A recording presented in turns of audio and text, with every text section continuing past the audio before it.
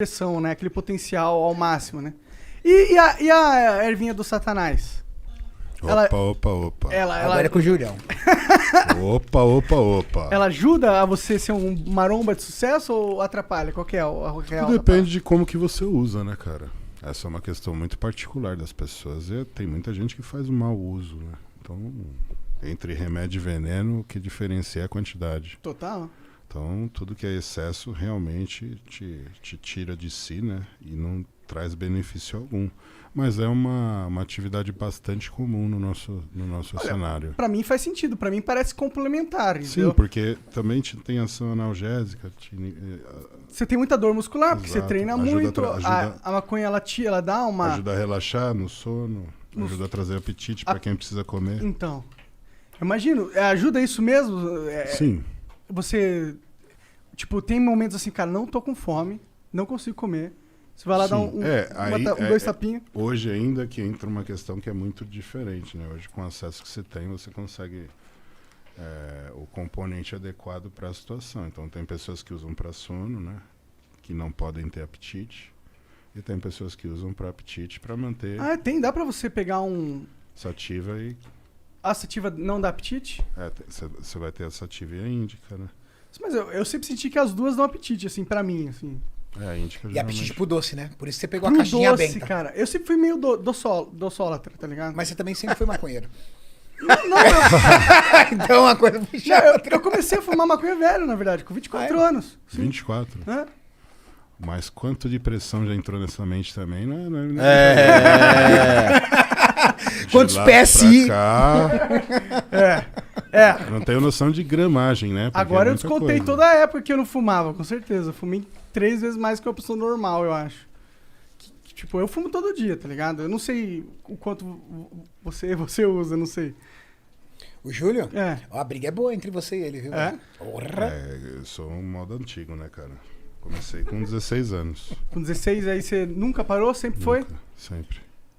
Agora uma coisa eu questiono. Pô, pior é que você parece bem mais rápido que eu da cabeça. Agora uma coisa eu questiono. Falar que a erva atrapalha a memória. Cara, o Júlio tem uma memória absurda. Absurda. Eu guardo bastante coisa. Ele lembra de coisas e detalhes do nosso esporte, de atletas que foram referência. Cara, ele lembra o lugar, o país de origem, o sobrenome do cara. O cara é do leste europeu. Fulano de tal, sobrenome fulano, ganhou. Aqui, na verdade, memória quando absurda. você gosta do assunto, você vai se aprofundando e acaba conhecendo um ou outro.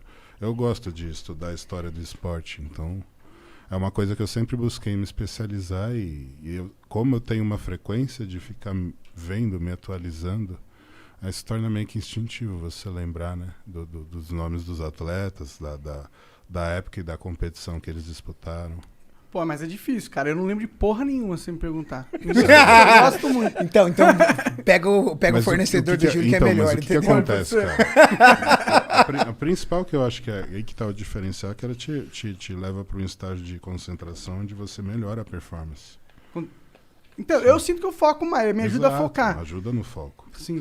Então, isso é a parte principal. Porque me tira uma ansiedade, assim, me ajuda a desconectar daquele buzz que tem na minha cabeça, eu fico mais...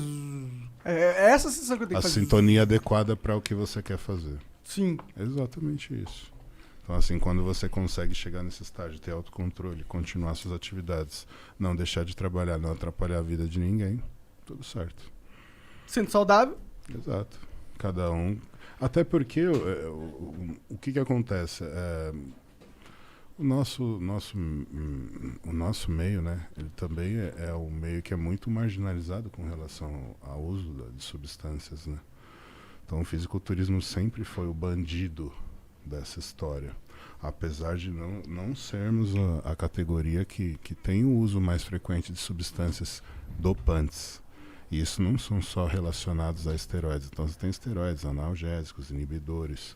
Diuréticos, né? Diuréticos são várias categorias que estão inclusas dentro do doping que te caracterizam uma suspensão de até 2 anos ou mais dentro da modalidade que tem controle. Entendi. A nossa modalidade no profissional não existe controle, assim como na NBA é também lá Da cannabis. Exato, a cannabis lá, ela é realmente... total...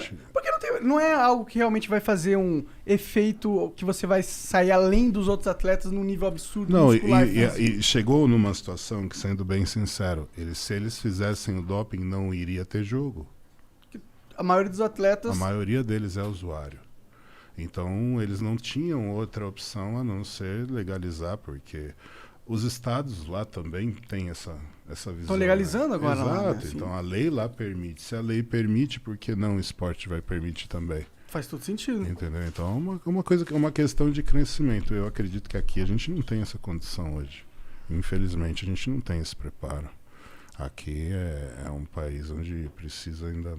Tem muitas leis que tem que passar. Exato, e a antes de sociedade tem chegar que se nesse nível. conscientizar e tal. É uma merda, né? Nesse Exato. sentido. É. Como sempre, eu acho que a gente tá meio atrasado aí nessas questões em relação ao mundo, né? Bom, mas é legal, é legal saber que, tipo...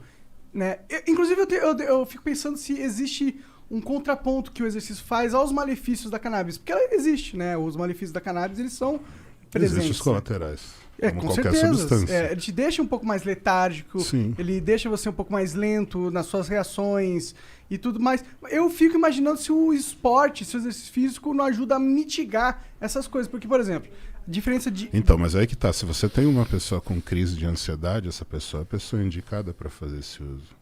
Sim, sim. Entendeu? Então é tratado como medicamento dessa forma. Uhum. E é esse o problema. Aqui não existe essa forma ainda.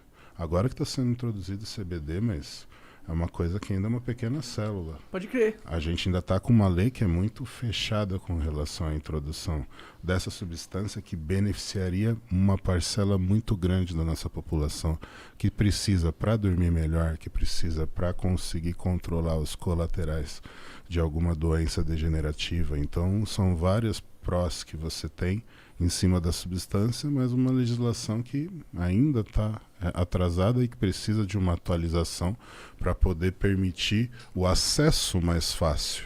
Existe hoje um acesso, mas ele é muito restrito. Se esse acesso fosse mais fácil, a gente teria muito mais controle e muita gente conseguiria controlar a insônia sem ter que usar um tarja preta, né? Exatamente, isso que a galera às vezes falha em entender, que existem muitos outros remédios aí que têm efeitos colaterais piores, mas eles são legais. Exato. E eles têm a mesma função que poderia ter um canabidiol, entendeu? Isso. E a gente só tá tendo um limite desnecessário, burocrático, na saúde das pessoas. Inclusive lá nos Estados Unidos eles estavam tendo uma crise muito forte de opioides, que eram aqueles remédios de analgésicos Sim, mesmo. pesado, analgésico pesado. Sim. Mas essa entra numa questão que é política, né? As indústrias farmacêuticas também começam a perder um mercado que é muito grande. Então não é tão interessante para eles uma liberação dentro da Anvisa de uma substância que teoricamente iria inibir as vendas de certos medicamentos. Com E certeza. é um bagulho Júlio que tem é toda só a razão. você plantar aqui que nasce. Mas isso para a indústria farmacêutica é uma dificuldade. É péssimo. É péssimo. Peraí, eu vou ter que trabalhar com uma plantação disso, cara. Através de síntese orgânica, eu consigo fazer esse princípio ativo num reator. Verdade? Não dependo de um elemento natural. Fala assim, não, deixa isso para lá. A indústria farmacêutica, ela faz o que ela quiser. Por exemplo, é muito mais fácil você produzir um coquetel antirretroviral ou você descobrir, estudar e investir para uma vacina da cura da AIDS? Que vai te trazer mais lucro. Cara, O se que vai te você trazer maluco é o tratamento Não, perene. É o AZT. que vai te manter vivo e que vai te manter por um longo período. Esse tratamento é um tratamento caro. Muitas pessoas não sabem porque quem tem problema, quem é soro positivo, ele geralmente recorre ao governo. E o governo subsidia esse tratamento, mas é um tratamento muito caro. E o Brasil é o único no mundo que tem esse tratamento gratuito. Pô, da hora demais isso, né? É um tratamento muito caro. E é um tratamento pro resto da vida. Ou seja, é a garantia da venda daquele medicamento pro resto da vida. O indivíduo tem 30 anos, ele vai viver até os 75, 80, ótimo. Então você vai ser meu cliente por 40 anos. Aí imagina um cliente como o Brasil. Quanto que não consome desse medicamento?